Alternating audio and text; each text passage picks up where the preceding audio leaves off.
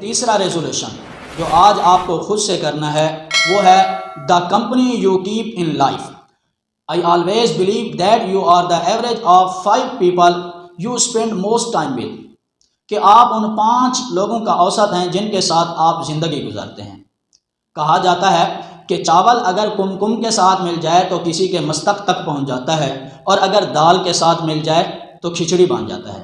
اسی طرح کہا جاتا ہے کہ صحبت صالح ترا صالح کنن، صحبت طالح ترا طالح کنن. کہ اچھوں کی صحبت اچھا بناتی ہے اور بروں کی صحبت برا بناتی ہے.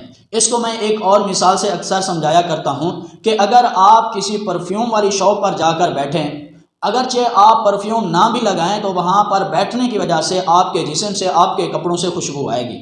اسی طرح اگر آپ کسی بھنگی کے ساتھ، کسی شرابی کے ساتھ، کسی سگریٹ پینے والے کے ساتھ آپ بیٹھیں گے، اگر آپ سگریٹ نہ بھی پئیں لیکن پھر بھی آپ کے جسم سے، آپ کے کپڑوں سے شراب کی، بھنگ کی، سگریٹ کی بدبو ضرور آئے گی.